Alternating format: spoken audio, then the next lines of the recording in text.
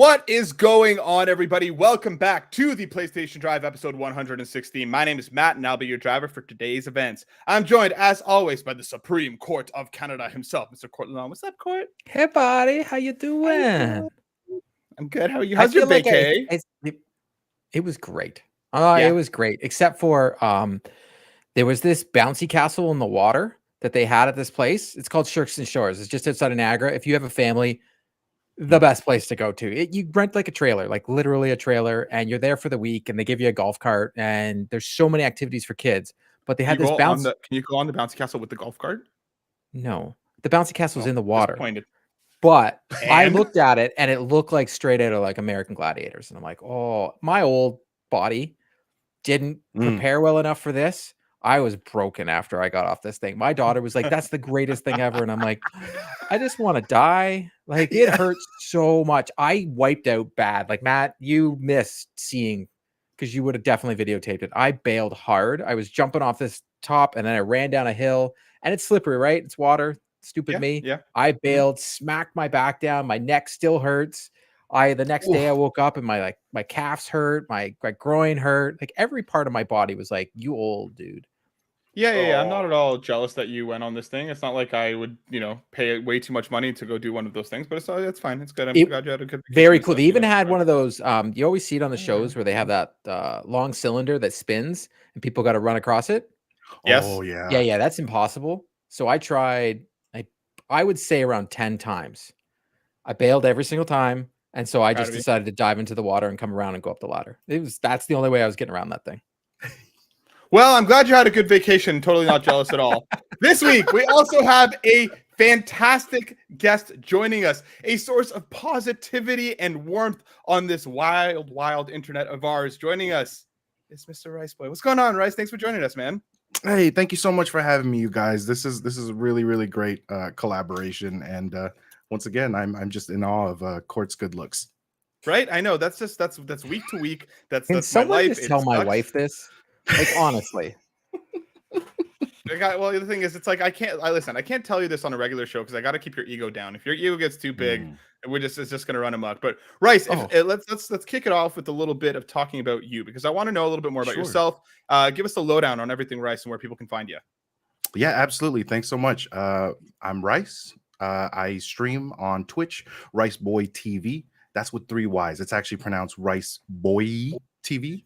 And I love building communities around the experiences of video games. It's something that my sisters and I did together growing up, and it just expanded into bigger circles, and it was a gateway into learning stories about other people. Truly, it was, yes, our love for games, but also like an extension of like who we are and how we express ourselves. And so that's kind of where it started for me. At the beginning of COVID. I had just needed some more human interaction. There were lockdowns, and all of my people that were, my friends IRL, they were kind of in their own bubbles as well, and I just needed something more. And so I started to stream, and I learned the intent wasn't to become a content creator or anything like that. It really was just to meet people. And it turned into something completely different, and something that I've grown to be passionate about, and that's building community. So yeah, that's what I do. That is incredible, man. I've checked out some of your stuff. Streams, and they're fantastic. I love the question today. Also, he just recently finished Horizon. So what are your final thoughts on that? Because Matt's going to ask you a question. What have you been playing? Sure. You just finished it. Yeah, I just finished it. It's honestly one of first of all, I was such a huge fan of Horizon Zero Dawn, and there were notes that I had from the first one that kind of addressed like maybe the way the dialogues played out, maybe some resource farming, and even just the way that exploration worked. And those notes were answered in this sequel, and I just found myself really immersing into the lore. Oh my goodness, the lore, and the world building was so natural. I didn't feel like nothing was stagnant. It was all just flowing together, and anything that I did on the side that wasn't the main story it really did enhance the huge experience for me. So yeah, I'm obsessed. I'm still playing the side stuff. So And there's so much side stuff to dive into there too. mhm. I also wanted to ask before we're going to get into the regular rigmarole here in a sec, folks. But I want to ask because you are part of Minnow, which I Yeah. think is an incredible organization. And I think for the folks that don't know about it at home, can you tell us a Yeah. little bit about Minnow too? Yeah, thanks.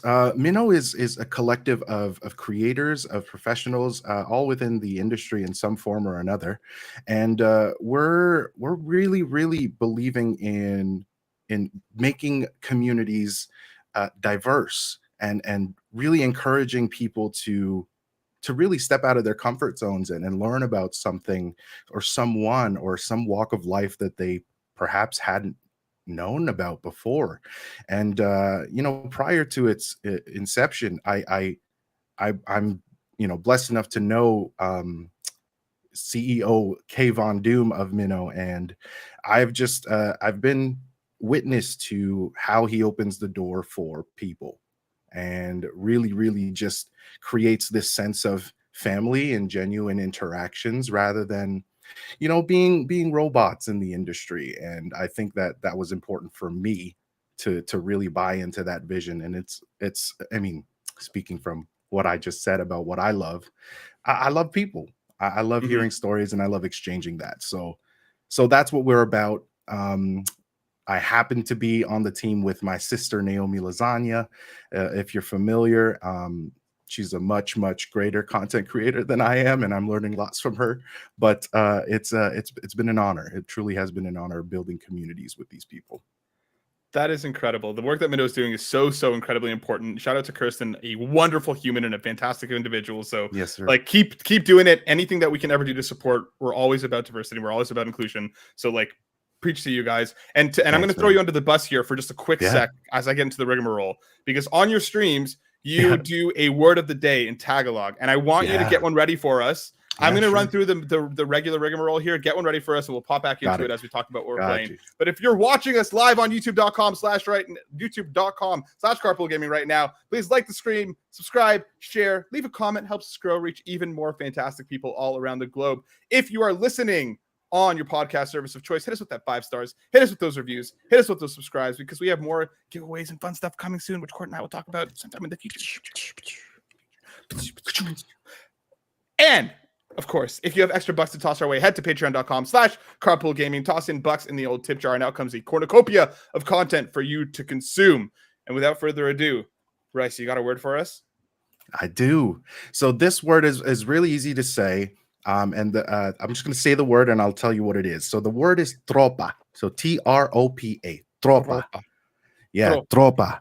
And what it means is it's how you would refer to like a gang of friends, a group of people. So this is my tropa right now. You're part of my tropa. Yeah, exactly.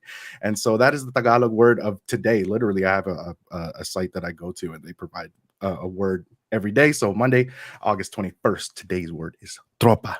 Tropa. I love that. That's a great way. What a perfect day. What a perfect word for such an awesome day with you hanging out with us. But of course, we need to talk about what's been on our playlist lately. And we heard about Horizon. I'm going to throw to Court next. Court, what have you been playing? Nothing. I've been away. I've been on vacation. So I will be playing a game today that I can't talk about. It's not Starfield, so it doesn't even matter. Like it's not the game that everybody wants to talk about. Trails It's into not Reverie? that game. No, Matt. Atelier honestly. Rise 6? Yeah, no. I did start up Psychonauts 2 again when I came back, but I was busy editing a video. I just haven't had time to play a game. We came back this weekend. I got home on Saturday, and my daughter had her soccer tournament this weekend. We had to get that done. We had people over. Oh, wait a second. While I was away, I was playing NHL 94 on Super Nintendo, and it was phenomenal. Ooh. And I was playing it like pretty much playing 3 to 4 periods a day. And I will say this. It's not like riding a bike. I totally forgot how to score in the game. I was only winning games like 1-0. And then finally, by Wednesday, I was running table because the cheesy goal that Sean likes to do when we play the normal NHL right now of going in front of the net, that still works. So that works. And then the 1-2 deke works. It's a game with mature themes. Who am I? Garrett Court, Bland. You'll be pleased to know that I used to be and I don't know if you know this, I used to be an NHL 94 prodigy. Ooh, you 2 weren't even years born. old, 2 years Flex old, on. and just I was so good at hockey, right? Yes, hockey.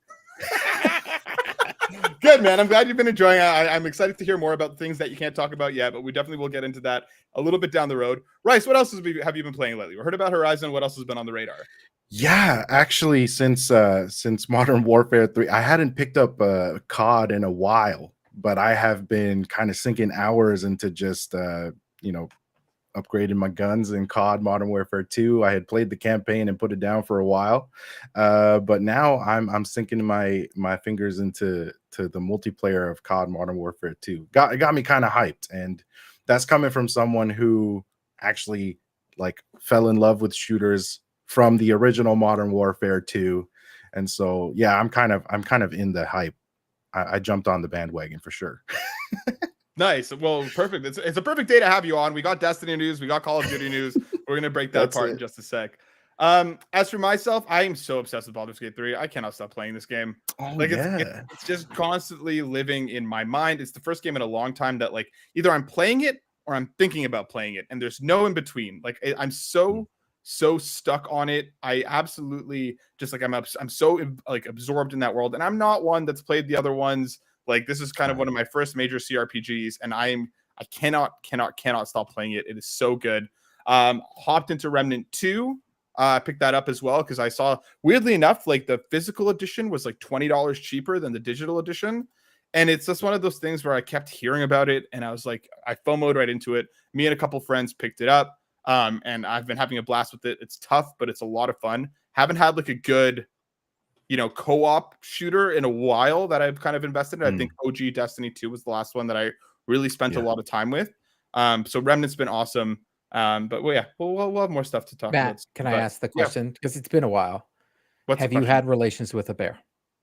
Court, I have not had relations with the bear. I have not. The druid, I'm not focusing on the druid. He's a druid that can turn into a bear. He's not my focus. Lady Shadowheart is my girl. She's dark. She's she worships this like evil shadow god.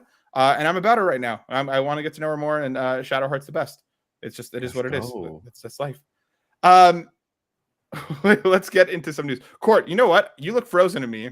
I'm gonna hide you, and yeah, you're frozen. Rice, is he frozen for you too? No, he's perfectly good looking. Hold on, I'll go onto the stream. Am I frozen on the stream? No, I'm not. So it doesn't matter. You're not? Okay, good. We roll on then. I just wanted to make sure that you weren't frozen for the video. Okay, cool. Let's get into some news. Rice started talking about it, and of course, we got a whole bunch of Modern Warfare 3 news that we have to talk about. Without further ado, popping over here. Boom. Call of Duty Modern Warfare 3 gameplay details have been revealed. This is coming directly from the PlayStation blog. Attention, PlayStation players. Call of Duty Modern Warfare 3 releases on Friday, November 10th. Get intel on some of the features coming to Modern Warfare 3. There's a campaign. Okay, that's a good thing. We know about that. There's a campaign. It's a direct sequel to the record-breaking Call of Duty Modern Warfare 2 as Captain Price and Task Force 141 face off against the ultimate threat. Ultimate threat. We got some stuff here. We obviously got some multiplayer information here as well, where they're celebrating the 20th anniversary. There's going to be a whole bunch of 16 maps from the original Modern Warfare 2 and a whole bunch more. That's amazing. Some other information here. Evolving loadouts, carried forward. Zombies, open world zombies. There's a whole lot here. So I'm going to default to you, Royce, because I think out of the three of us, I think you're the Call of Duty Don here. How you feeling about Modern Warfare 3? Is this a day one for you? Where's the hype level at? Yeah, it's gonna be a day one for me because actually I don't know if this is gonna be like a big selling point for other people, but for me it was. When I saw the zombies news, I was really intrigued. There was a portion of my gaming journey where like a lot of what I was playing was zombie related, whether that was like Telltale's Walking Dead, Left 4 Dead. And I still play Back 4 Blood from time to time. But my first zombie experience was actually from Call of Duty Black Ops 1. And so, yeah, I don't know. I'm kind of in this like season of nostalgia. And so for COD, I'm really excited about like these things they're implementing into Modern Warfare 3.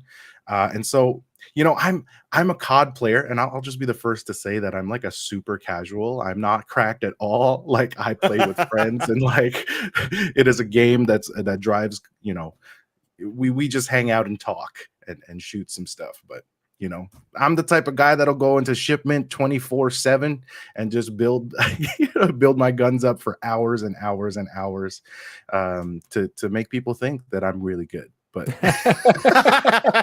as long as you got the drip and the guns look good, then that's all that you need. That's it. That's I just want to look pretty like Court. Listen, you heard it here first. How to be cracked at Modern Warfare 3, just look good, and you'll scare everybody else away. That's what's up. Court, where are you at on Modern Warfare 3? I'm excited about the old maps. I know it's like the bad take because that seems to be everybody's wham boo-hooing about, but I am old. I have played a lot of games from back in the day, and for me to get them to play again, like these huge maps, I go into Call of Duty maps now and I just get destroyed. At least these maps are going to be like, oh my God, I know where little areas are. I'd love to see how they've changed them. I am all for bringing back these old maps. It's probably going to get me to actually buy Call of Duty this year and actually play the multiplayer for the first time in years. Because anytime I play it, I just get destroyed. And I'm like, well, I'll play in the campaign and I'm out.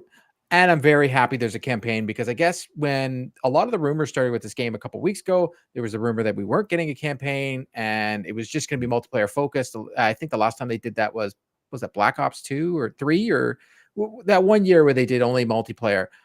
I love the Call of Duty campaigns. It's all I like about Call of Duty. Same. But the fact that I get old maps, I used to be not as bad as I was on the old maps. On these new maps, I get destroyed because I am terrible at shooters, but I do like playing. Yeah. Okay, so if Rice picks it up and Court picks it up, and we have Steve in the chat saying bet Court, I see I'll that. caught up with you. I'll get it too. If all of us are in, I'll jump in. I'm more of a Battlefield guy, Rice. That's always been like my thing growing up. That's fair. 42.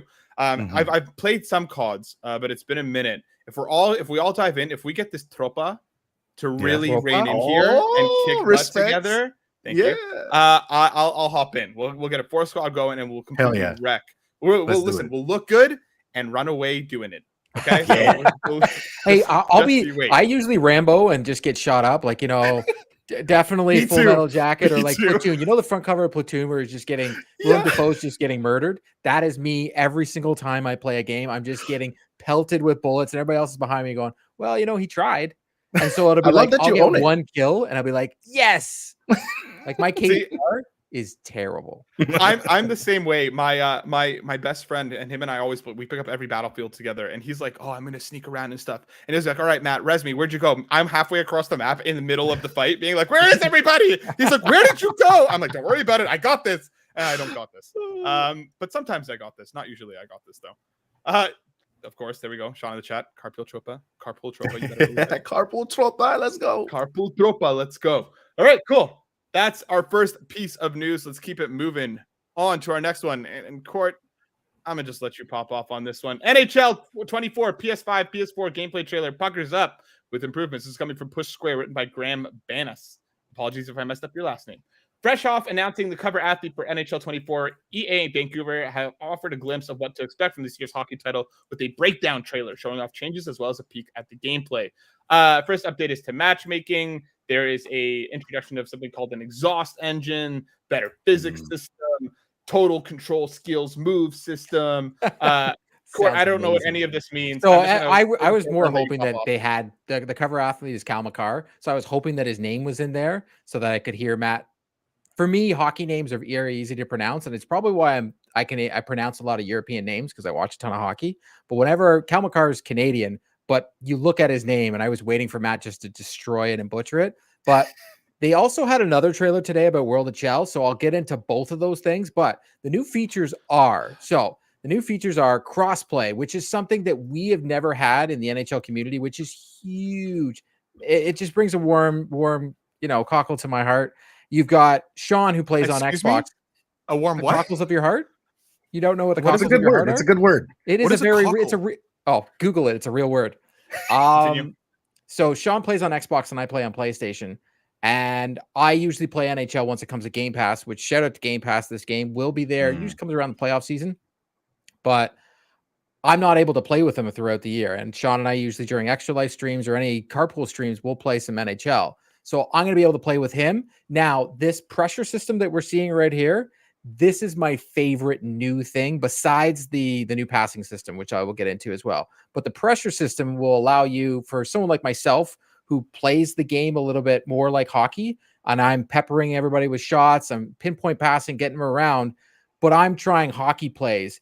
In NHL, usually, unless you know the cheesy goal, which is like a skate in front of the goalie, you're not going to score, or you do the little deke. With this, what happens is as you continue to amount pressure, the other team will start, the AI will start making mistakes, especially on the goalie. The goalie will stop making mistakes, and I'll be able to start scoring more and start winning some more games. So I'm a huge fan of all that. And then we have the vision passing, which is something I'm a little bit excited about as well, where instead of just pressing the right trigger and direction passing, you're actually able to assign buttons to each player on the ice. So if you're that's nice. skating behind the net and you want to do like a drop pass, you're able to do that by only pressing the button of who you're passing to. So that is huge. And then today they dropped the World of Chell video, which they which is a online mode where you can play with other players across the world. And because they have the crossplay, we're not going to have the issue that we've had in past time with NHL, because it's not like Madden or FIFA where you have this huge player pool that's playing it all the time. So you're going to be able to have very small connectivity issues. So you're going to be able to play with a lot of people a lot. But they've introduced a battle pass this year. The battle pass took a lot of flack. But understandably, if everybody's following the news in the UK, they don't allow gotcha mechanics anymore. So NHL used to have these loot. They don't allow loot crates anymore. I think it's UK and the Netherlands or somewhere else. They don't allow it anymore. So they used to do these hockey bags where you'd open it up and then you can get prizes throughout. So the way their battle pass works is it's going to be a lot like if anybody's played the Division or any of the Ubisoft ones, it's going to have the 2-tier system. It'll have the free tier at the top, and then it'll have, if you want to pay for the other battle pass, it'll have all these other items there. These items are purely cosmetic. So it's not like you're going to be paying to win to do this stuff.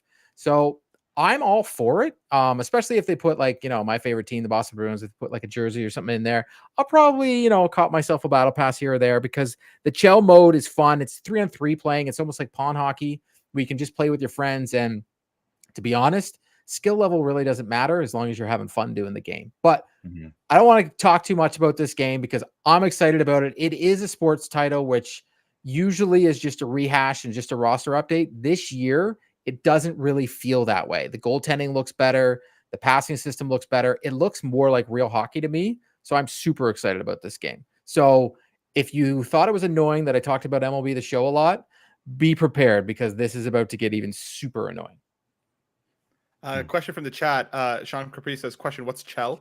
Chell is a type of online. So it's what does it stand for? Honestly, I have no freaking clue. Everybody calls it Canadian Helians eating lasagna. No, it has nothing to do with any of that. It's 3-on-3 hockey, Sean. That's all you need to know. So you can go in. It's 3-on-3 hockey. You'll play on outdoor rinks. You'll play in some indoor rinks, but you play with everybody online. So it's online. There are modes that are offline where you can play against NHL players and such, but majority of the Chell is played online. But I have no clue what it stands for, and I will Google it. Well, Sean says that WOC is World of Chell. We're learning a lot here. Yeah. Bryce, are you an NHL guy? Does this do anything for you? 100,000% no. But excellent. I knew we were going to be friends. I've played NHL games with friends, but I know virtually nothing about hockey other than Canadians, eh? Yeah, I'm with you entirely. Though. So Chell is a slang for hockey players' video game. Oh, okay. The more you know, dude. New. I've learned like 3 different words today, and I looked at Cockle. You were right for it. Sean, I admit when I'm wrong. It's a real word. It's right. The only reason I know this is there is an old song way back in the day by Dennis Leary called I can't even say it because I don't swear. So it's ASSHOLE. I can spell it. That's fine. That's what the song's called. And he says the warms the cockles of my heart. So I looked into that word a long time ago, and it stuck with my brain forever. Okay. I respect it. I understand it. Well, I'm happy you're excited, Court. I'm sure we're going to be talking a lot more about NHL in the next few months. You can't wait, eh? To It's my so excitement. exciting. Matt's going to know so much about hockey this year. Rice, are you free for the next few months by any chance? I think Court's going to be sick for a little while. I don't think he's going to be able to make it back onto the show. When does NHL get boring again? Well, it comes out on October 6th, so it's going to start then. You're going to hear a lot. Oh, okay. You can get game pre-order it. If you pre-order it, you can get 10% off. If you have Xbox Game Pass Ultimate, you get 10% off if you order it through their store, and you get the game 3 days early. If you order the Ultimate Edition, which comes with some player cards, so if you're playing some of the online versions or you're playing Hockey Ultimate Team, you're definitely going to be ordering the X Factor Edition. If you're just going out and you're playing Seasons mode, I would just say just pre-order the game and get it when you get it. You don't need all the extra stuff and all the packs and the cards. That's my 2 cents. And you also can check out my video that I just popped this morning about the 2 different editions that you can get on the pre-orders. And I'm also going to be doing an everything you need to know video that I'm going to be having out later this week. There you go. The passion. I love hockey. Like I so respect it. Like I love so much information about hockey for you on this week's show. As Nagatako's going to put in the comments later, yay sports. This is like 100% a reaction to last week when Mr. Midas and I spent the entire episode talking about RPGs because Court wasn't here. Now all of a sudden he's got to come back and talk all about hocky. Fine. I even came in the chat and they just it was brutal. I know. I was sitting on the beach and I'm just like, I can't do this.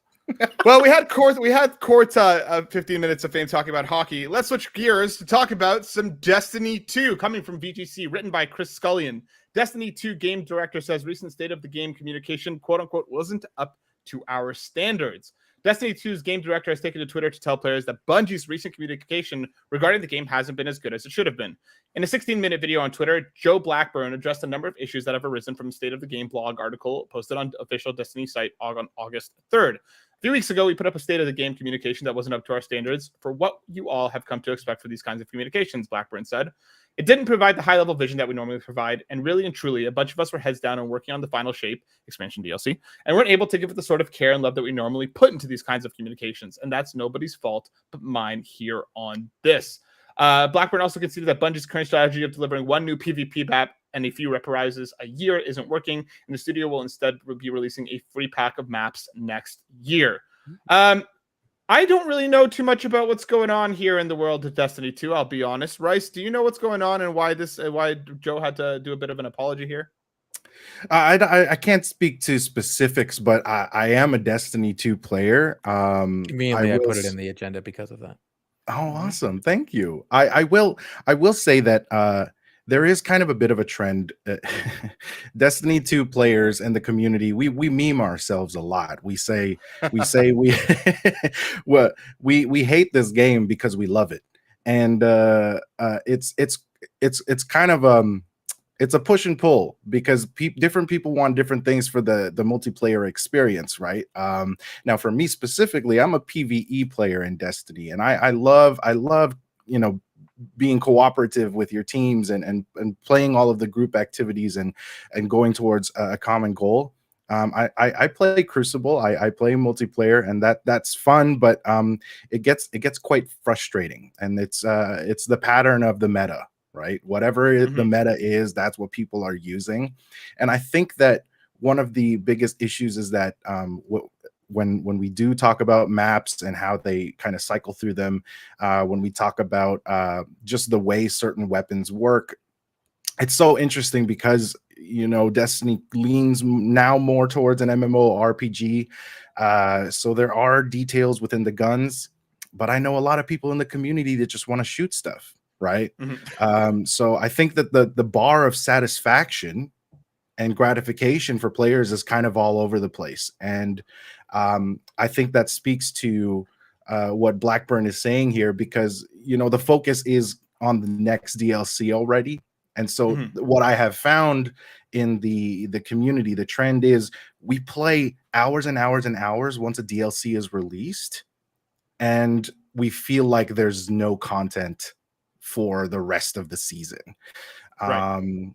And so there has to be some sort of balancing act there where people can find, gratification and satisfaction, and I suppose a feeling of being rewarded for the amount that they play. But the most common complaint is this is just a grind. It's just a grind. Fair. But there are games where you grind and you feel good about that grind. And sometimes Division I feel 2. as a Destiny player, Best grind. I So love such a good Division grind. 2. Yeah, Such man. a good grind. So I cut let you me off ask there. you What'd you this, say? Bryce.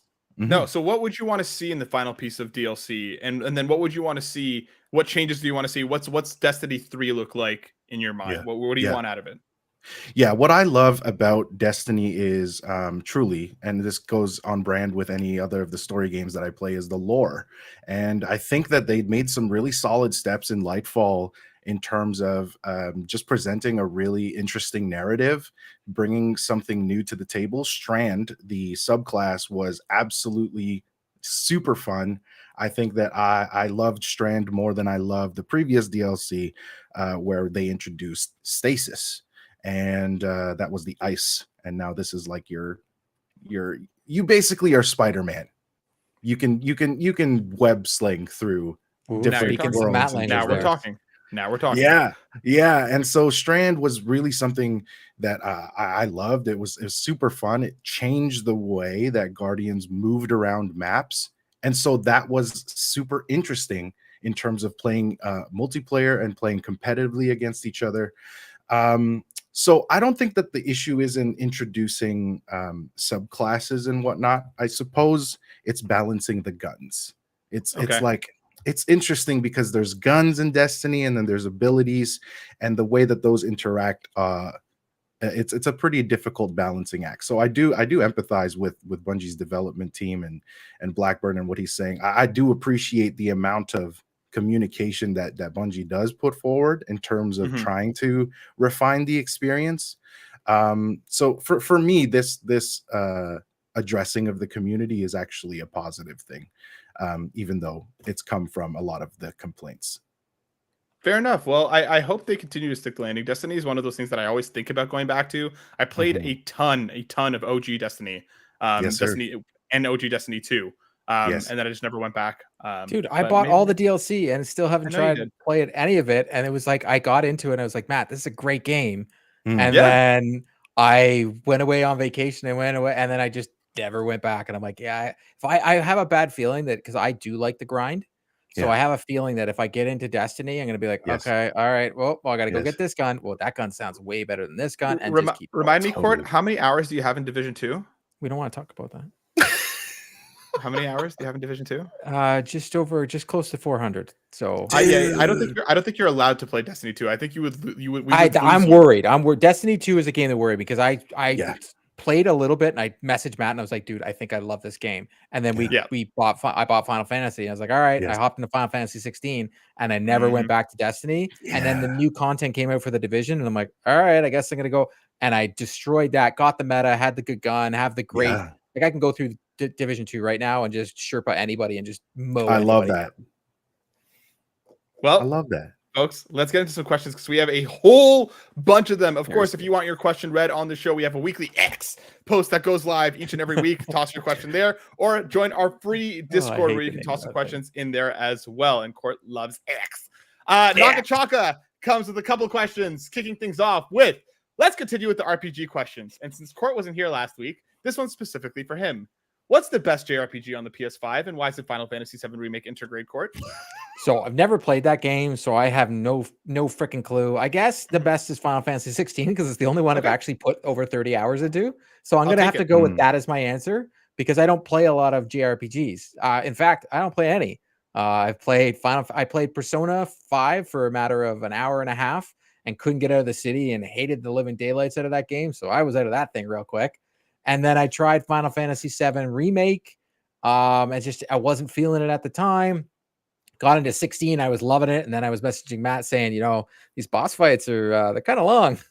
Like I'm like, I got to put the kid to bed, and it's been a half an hour, and this thing ain't dead. So I dropped out of Final Fantasy 16, but whatever. They're great on you, Nagachaka, for liking these games. Rice, are you a big RPG guy?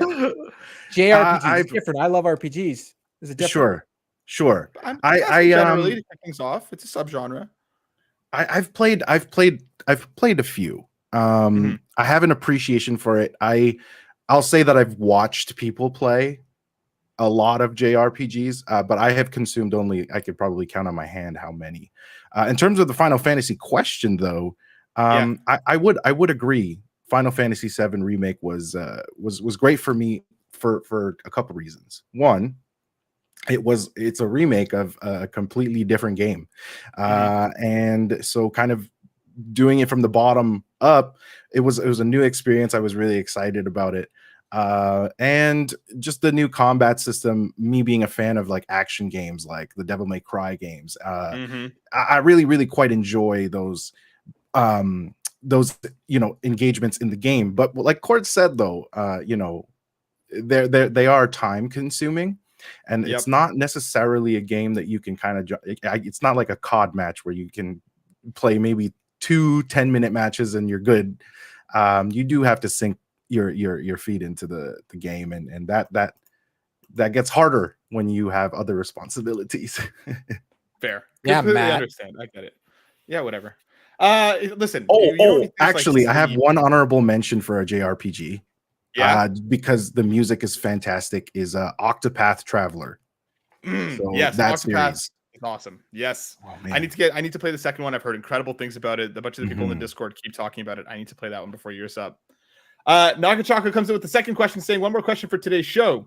It sounds like the Metal Gear Solid Master Collection Volume 1 will be 60 frames, but at 720p resolution for the PlayStation and the Xbox versions. Is this what you expected from Konami, or are you surprised that we're getting these games in 720p in 2023? I'll pop off here first if you all don't mind. Not at all. Definitely a Matt question. Not at all. Konami does not care. I'm just gonna flat out say it. They don't care.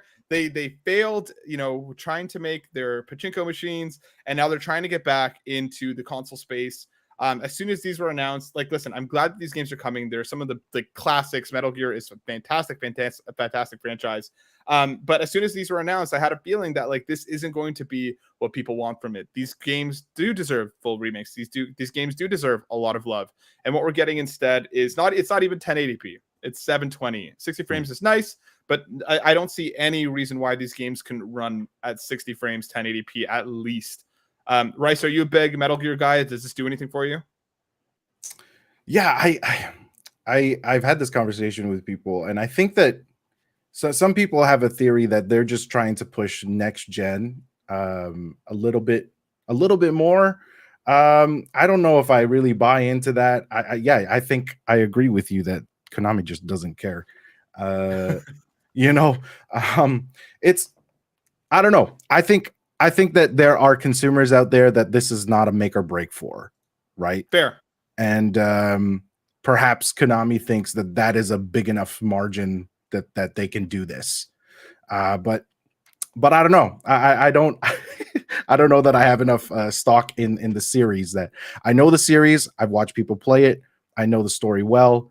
But I don't know that. I don't know. I don't think that I have enough expertise on the topic to really have an opinion. So fair. Court, where are you at on this one? I'm right with you. I expected absolutely nothing from Konami. Even when these got announced, I was just like, we are not the trailer that we got to see. I was like, this doesn't even look good. I was so confused. If they weren't doing remakes from the ground up, I don't care. I'd rather play the original versions than not these. Fair.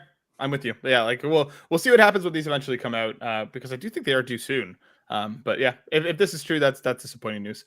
Drellesh comes in, says, question for the show. I know this is early, but we have about 16 weeks to go before Christmas. Are you kidding me already? Seriously, yes. No, my kid goes to school in 2 weeks, man. School starts in 2 weeks. Summer's over. Nuts. Yes. I turned the heater off in my pool because we can't. It's cold all the time. I was wearing jeans all weekend. What is time? Not even shorts, dude. You know what? We're gonna be all at Fan Expo. I'm gonna be wearing jeans. That's right. Yep. Jeans. It's not even gonna be warm. Yep. It's gonna be 20 degrees maybe. We're not gonna see those beautiful calves. No, we don't need. Dude. I'm a hairy boy. We do not need to see that. And I'm wearing a sweater all the time on my legs. I'm with you there. Josh's real question is, what, in your opinion, are the 3 games that you think will define the 2023 PS5 experience for you? We know Spider-Man will be one of them, but what are your other 2? Court, what do you think are going to be your 3 PS5 games this year? This year, Final Fantasy 16. It's because it was an experience. It was something that I'd never done before. Jesus, Steve. It's something Steve that I've never Monday. tried before, and I really did enjoy playing for what I did play of it. It wasn't Okay. it didn't end up being, oh, this is the game for me, but I did enjoy it. Like that first 20 hours, I said to Matt, I'm like, this could be my game of the year. Like, wow, I'm Mhm. really liking that game. But I enjoyed it. Spider-Man 2, I'm sure I'm gonna really enjoy it. But then Star Wars, like I'm a huge Star Wars True. guy, so I really enjoyed that game. For much of the jank, people are about to play Starfield, and Bethesda's never made a game without jank. We're all gonna love it anyways, but Yeah. I had zero problem with the jank in that game. I just love the story of that. So to me, right now, that's still my game of the year. Okay.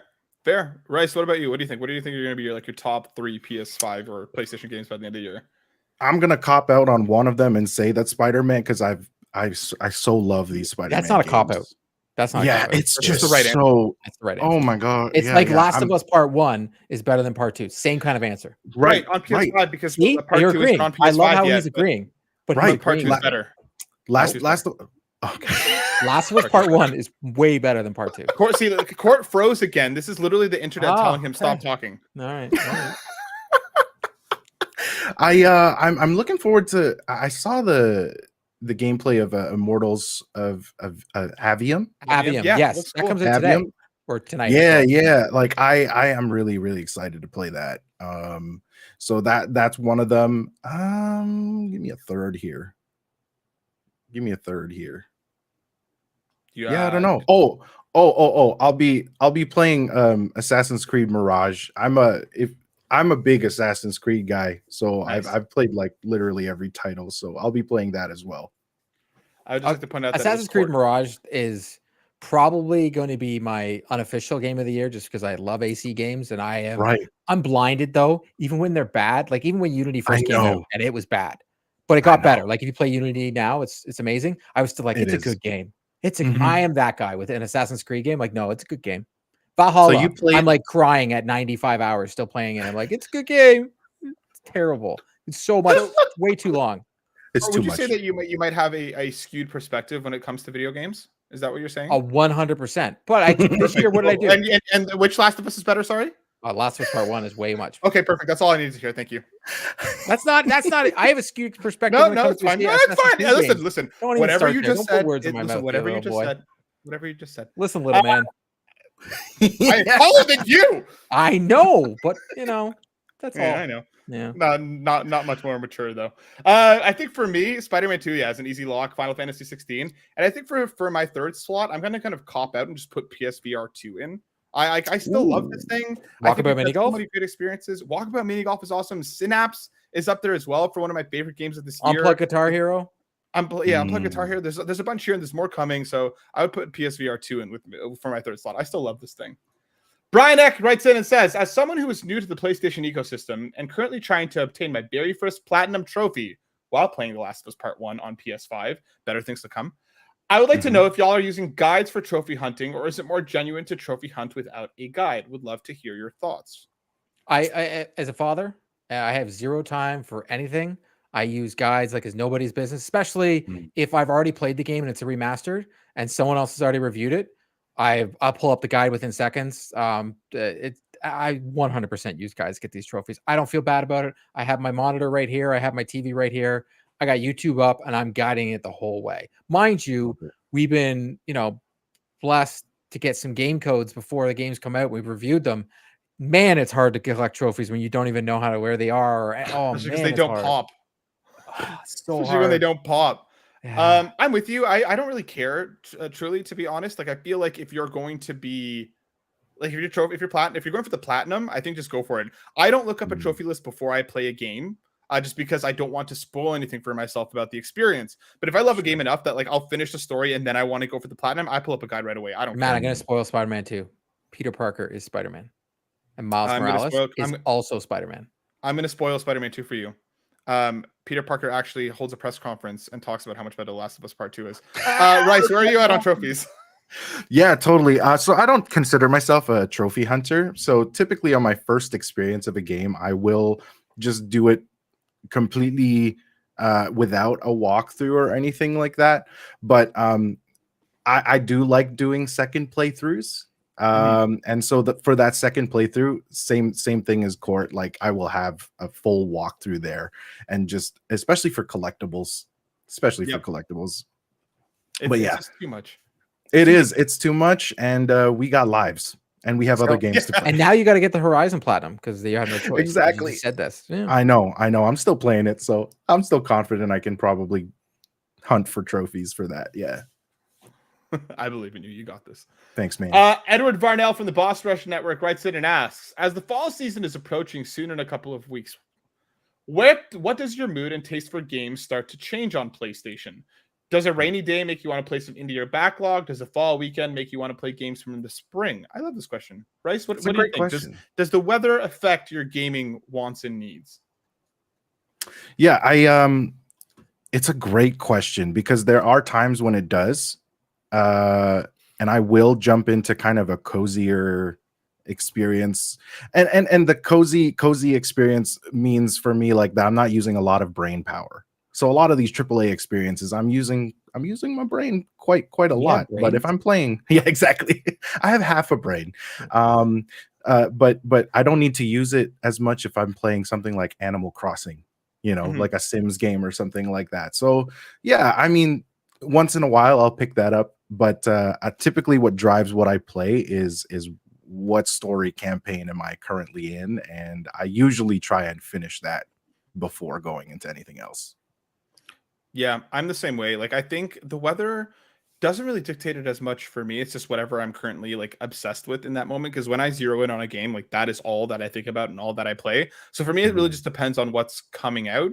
And like obviously like the rainy kind of slower weekends, it's nice to hop into something in co-op or play something with my partner. Speaking of which, we played Moving Out 2 over the weekend. That just came out on PlayStation Plus. Still great. Like I like the first one. The second one is more of the same. It's just a lot of fun. We lasted about an hour before we were ready to kill each other for throwing couches out windows, but that's just life. Court, what about you? All it does is I play more video games as the weather gets worse. Yes. I'm outside as a with kids, you're outside a lot in the summer. Yeah. So I just don't have as much time for video games. It's the fall season, so to me, all I think about is playing NHL and big open world games. As soon as it like school time hits, it's like, all right, NHL, big open world game. And I'll sit down and I could play Assassin's Creed for forever. Yeah. And just keep playing. Valhalla. And now we got Spider-Man. Like I got Valhalla and Spider-Man. I am going to be so happy this fall, and like every now and then go mindlessly play some Call of Duty and some NHL. Like that's all I need is those 4 games. That's all I need. Right. 100% with you. Rapidly Graying writes in and asks, is Fort Solis on any of your radars? It comes out next week and it looks like a cool mystery thriller on Mars with Arthur Morgan's voice actor. I'm pulling the trailer up right now. I was one step ahead of you. I pressed the wrong button. Nope. I pressed the wrong button again. There we go. Yep. Hold on, I got it here. Yeah, because I have not heard about this one at all. So let's see. Thank you for putting Blood and Violence. Oh, Jesus. Here we go. Blood and Violence, baby. What's this, Mass Effect? This is what we came for. Yeah, I have not heard anything about this. Graying. Oh, interesting. Looks pretty darn cool so far. I'm getting kind of like Dead Space vibes, Yeah, with the Mass Effect a little bit. It looks beautiful. Yeah, it does. Why do I not know about this game? Yeah, this was kind of under the radar for me. Is this Starfield on PlayStation? Come on. We have Starfield at home. But like this genuinely looks great. Okay, I'm gonna check this out. Me too. I'll look into this. Like this looks cool. I'm gonna skip ahead of here a little bit because I want to see kind of if we get a glimpse of what the gameplay looks like. So it does look very like detective-y, very like you're trying to figure out what happened. Oh, there's some running locked at maintenance access. Court, maybe this is like the Batman game that you were asking for, where it's just like it's a little more investigative, but it's not Batman. 100%, Matt. Like, you know what I mean? This looks great. This looks like a game I had no clue, didn't even know it existed. And now I'm going to put it on my wish list. Dude, this looks stunning. Yeah, like, it looks great. Why is no one talking about this game? Fort Solis. Yeah, I'm curious. Okay. Fort Solis. Well, we'll definitely look into it. And who knows? Maybe we'll be talking about this in the next couple of weeks because it does look pretty cool. Yeah, thanks for that question. Jesus, I am literally going to, that's going on. I got to find out. Thank you for putting that on our radar. Someone by the name of Naomi Lasagna writes in at Naomi Lasagna asking, what's your favorite? She's got a bunch of questions, so let's motor through this. Number 1, What's your favorite kind of breakfast? Rice, what's your favorite kind of breakfast? Man. Okay, so this is a very Filipino answer. Our breakfast consists of rice, a protein, and eggs, right? So like the potatoes are yeah, they're substituted with rice, and so rice, corned beef hash, and Pretty good. and like over easy eggs. That's actually like that tops it for me. That's all nostalgia. Sounds like it put me in a coma though. One of my best friends in high school was Filipino, and whenever I went to her house, whenever we had these like mini, like almost like sausages that were almost like not sweet, but they're almost like caramelized stuff. Delicious. They're a little sweet. Slapped. Yeah, they're called longanisa. Longanisa. Yes, that's right. Yes. Amazing. Unreal. Yes. So good. Mhm. Court, what's your favorite kind of breakfast? I have had this is gonna be funny because I've had the same breakfast since I was like 14 every day. I haven't changed. I haven't wavered. I'll every now and then have like, if I was drinking when I was younger, I'd have like, bacon and eggs and home fries. Or if I go out, I'm always getting bacon and eggs always, or some sunny side ups. It's just but every day peanut butter on toast. That's all I have. Kraft light peanut butter on toast. My daughter now has the exact same breakfast as me. Nice. Now she has toast with peanut butter. There's nothing else, just that and water, and I have it every day. That's really cute, every day. Consistency, dude. Peanut butter on toast is a great way to go. I think for me, I'm a sucker for a chocolate chip pancake. Like I really can't go wrong. Like if for me, like I love a good Eggs Benedict. Eggs my Benny's wife is Eggs Benny's good. We do similarly, like we do sometimes the egg, the seaweed, the rice. And it just all comes with some kimchi, always comes together really nicely. But chocolate chip pancakes is my go-to. Matt's stomach is always on fire, by the way. Like always. Yeah. Oh yeah. My wife is Korean, so it's always on fire. And her cooking is incredible, but everything's always spicy. So my spice tolerance has gone up incredibly over together. All right, we'll have to get some spicy food then sometime. 100% down. Friday. You eat Friday. So Matt is going to be working while we're all there at Fan Expo, and then he's going to come after the fact. But we've decided to find out where he's working and bug him. I'll send you clues. I'm only working a scavenger hunt. All right. Yeah, there you go. Right. There we go. Naomi's next question. Which video game was pivotal in your journey as a gamer, content creator, or streamer? I love this question. Great question. I have to think about this one.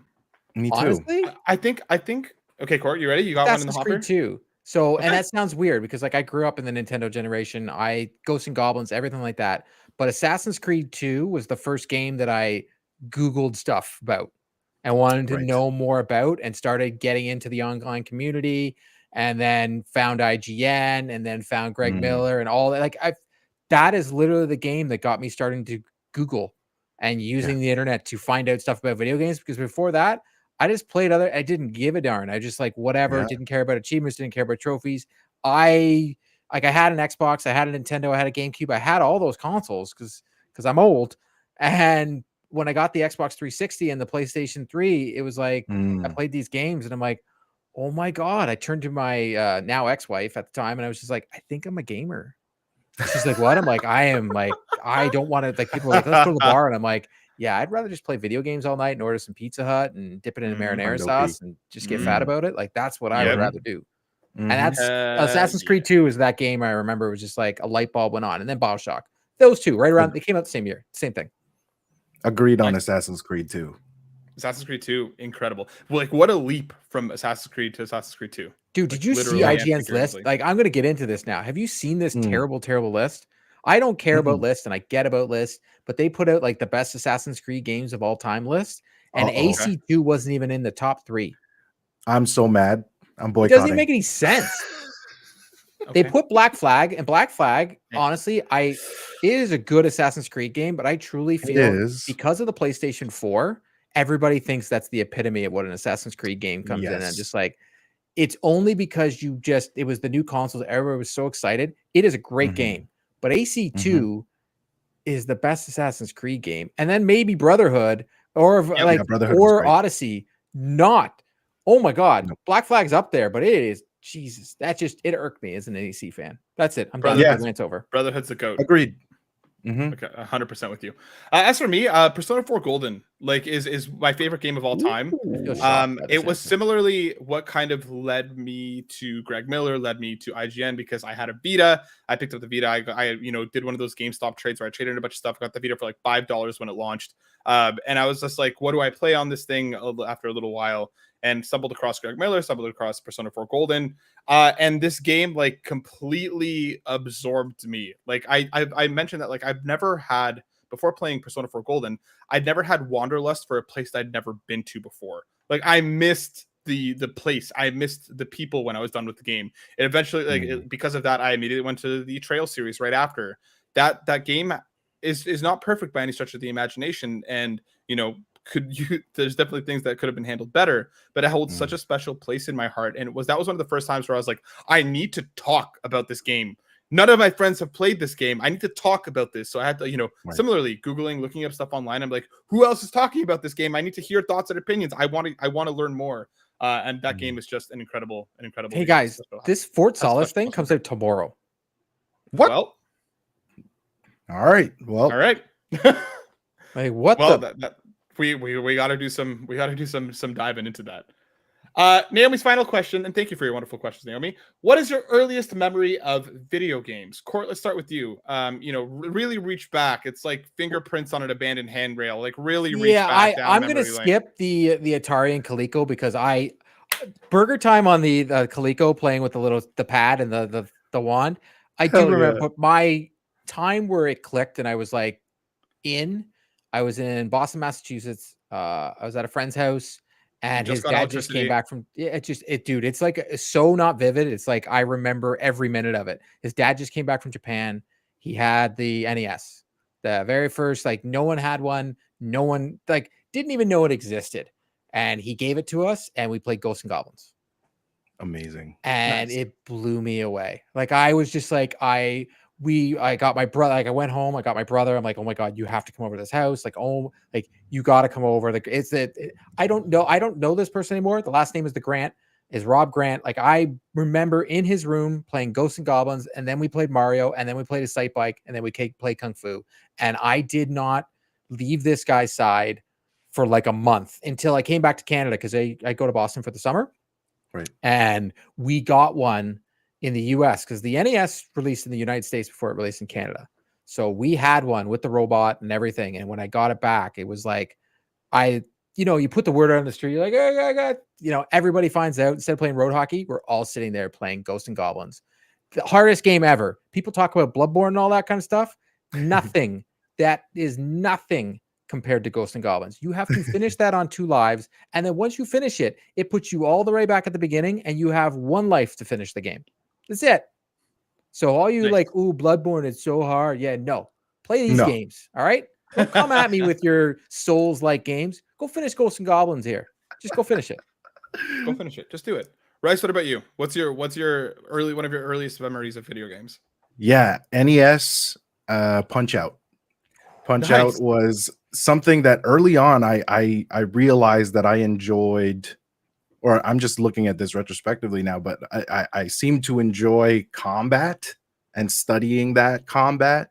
I'm not like a heavy Souls player, but I did play like Sekiro and I played. Anyway, all this to say, Punch Out was one of my earliest experiences. It was on the NES and it was back when I was still living in the Philippines. I would have been like 3.5. Yeah, it's wild that I remember that, but it's pretty vivid. It's the best console, is it not? That and the Super Nintendo. It's so great. It's the best. So great. Yeah. We're on a PlayStation podcast, but let's just be honest. The NES, the NES. We love all gaming. We're the GOAT. We love all gaming. Yeah, gaming for everybody. PlayStation 1. There's your top 3 consoles of all time. There you go. And then Assassin's Creed 2 would be 4th. I think some of my earliest memories of gaming, I remember getting a PlayStation for Christmas, and I must have been like 5 or 6 years old. So it's like 2001. Yeah, around there. I don't think that's the burn you think it is, but I know it's not. I found out just recently this year how much younger Matt is than me, and it blew me away on an episode. It just blew me away.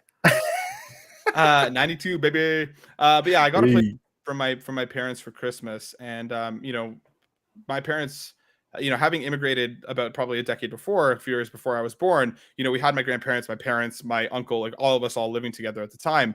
And I remember getting the PlayStation. I remember like, yes, popped it open. They got me Disney's Hercules, popped that bad boy in, and they let me play for like half an hour. And they're like, okay, you got to go to sleep. Like, it's time to go to bed. You're young. And I, upset, went to bed, woke up the next morning at like 6 a.m., ran down the stairs. Tell me how my dad and my uncle were still sitting there playing Hercules. They wanted me to go to bed, not so I could rest, but so that they could get on the PlayStation.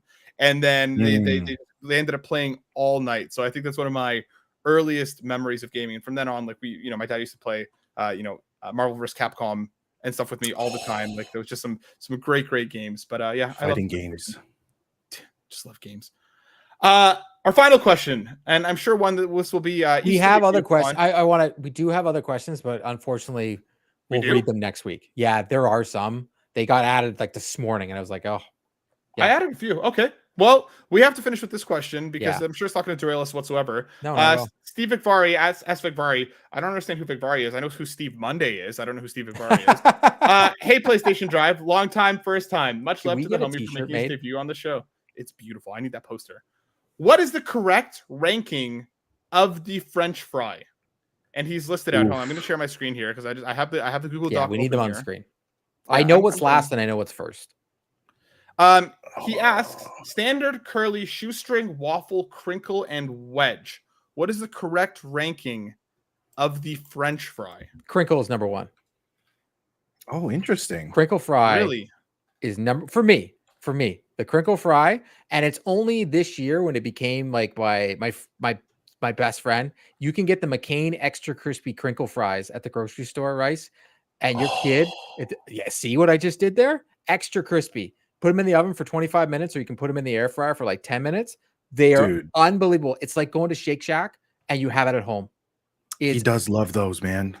That's what I'm saying. He does love those. All I'm saying, crinkle cut fry has become the GOAT to me. Let's give me your list here, Court. Give me your list here. All right, so crinkle cut fry is first, and then I'm gonna go to the shoestring. Then I'm gonna go wedge, standard, and waffle, and then I'm not even gonna say the last one because it doesn't even deserve it because it's disgusting, which is the curly fry. It's gross. You heard it here. Curly fry is terrible. Arby's is terrible. Anything that Arby's sells is terrible, and they sell the curly fry. So, interesting. Oh, don't do that. Don't do that to me. That is my list. Okay, we got shoestring, wedge, standard, waffle, and then curly. That's my list. Rice, what's your list out here? Rank them for me. Yeah, it'll be different, and I certainly hope that I don't lose respect from Court here. You will not lose respect at all. It's food, and you can choose whatever you want. It's true. You like what you like. Number one is a wedge for me. Especially a good seasoned wedge. Surface area is great, and you're getting a big bite out of that. And even if you're getting a small, yeah, and if you're like, those are and so even if you get a small piece, you're bound to get something really crispy, and so it gives you a different texture for it. So wedge is one. I'm gonna go crinkle 2, standard 3, curly 4, and then waffle, and then shoestring. Shoestring because I actually just haven't had enough of waffle and shoestring to really have a good understanding of what that is. The McCain 5-minute shoestring fries. As they become a staple in my house because you got to make dinner so quickly for the kiddo. And it's learning. Oh, I got to figure something else out. You can put that oven up at 450, throw in those 5-minute fries, and in 5 minutes, they got French fries. Look at you. You know what you're talking about, bro. Shout out to surface area because I'm my list. My list isn't too dissimilar to Rice's here because I'm with you. Wedges number one for me. Surface area, a good season. We do this like curry spice seasoning on our potato wedges. Fantastic. Ooh. They absolutely slap. I'll go crinkle second as well. I think I'd put curly is 100% third. Oh my god, standard. It's the worst French fry. And then similarly, waffle and shoestring. Shoestring, whatever. If I wanted to have diet fries, then I just wouldn't eat them. These tiny little things. You get to my age, you got no choice. You got to have those diet fries. I think for me, wedge, crinkle, curly, standard, waffle, shoestring, I think is the way to go. Real deal. Jay O'Neill in the chat says waffle, curly, wedge, curly, waffle, crinkle, shoestring, standard. Okay, I respect it. I feel like we nailed down some good lists here on fries, folks. Mm. Folks in the comments in the chat, let us know whose list is most right, and why is it just number one on Court's? No, I it's think- not. That is the no. I think this is Dang, the man, definitive that's list. not even fair. Did you That hear? is- Hey, this is the before we definitive go, list. they've announced that The What? Last of Us Part 2 is going to be 3 seasons for TV. Oh, what? 3 Did they- seasons. Oh, I Really? did not know I thought Yeah. they were So saying that the Last of Us as a director was whole. ever he said, I feel it's going to be 3 seasons to tell the story. Interesting. It could work. So It it could has work. it's not an official announcement. It's just the director. It's not a rumor or anything. Sure. The director of Yeah. the show has said, I think it'll be 3 seasons. Right. I think we do need that as a show, Sean. New show. Cooking with Court. It's I'm about it. dad cooking, man. Like today, I Dad had to cooking. make my kiddos home, so I put together the ultimate lunch. I did the banana bread is the dessert. Uh-huh. I made her a hot dog with no bun, of course, because kids don't eat buns because they're crazy. Yeah. And then I did the quick broccoli in the steamer. I missed Matt's that one, earliest Sean. Mario Odyssey. I love that. I missed that. That was funny. All right, folks. This has been the show. Thank you so much for tuning in. Rice, it was an absolute pleasure having you here with us. Thank you for coming on. You're an incredible person and a fantastic creator. Thank you for having Way me. better than Matt. Way better than both of us combined. Where can people find you if they want to see more of you? Yeah, absolutely. Link tr.ee/RICEBOYYY-TV. That's Linktree/RiceBoyTV. It'll be in the description for you folks. So make it nice and easy. Just scroll down, click, go follow Rice, go check his stuff out. It is incredible. And I hope you'll come back and hang out with us again in the future, my dude. It was a lot of fun. Absolutely. Absolutely. Thank you so much for the conversation today. It's been awesome. Court, what about you? Where can people find you? You can find me at Court Lalonde on Twitter because I am never going to change that name. And you can find me at Carpool Gaming. I handle all the social media accounts. Matt did a phenomenal job while I was away. Thank you, Matt. And you can also find me Wednesday evenings at 8 o'clock. Sorry, changed it because my kid's bedtime has moved. 8 p.m. Eastern time on Three Dads and a Console. Make sure you go follow Court. Check out Three Dads. It is an awesome, awesome show. As for myself, you can find me on X at Matt_SilverSoul. And of course, here on PlayStation Drive each and every week, folks. Thank you so much for listening. And we will see you next time. Peace. Oh, hold on. Wait, before we go, Rice, I love the way that you end your streams. Can you end this edition of the PlayStation Drive the way that you end your streams? Because it just absolutely. Yeah. Thanks. At the end of our streams, we end with this sentiment. It's 3 things: you are loved, you are appreciated, and you matter here. That's it.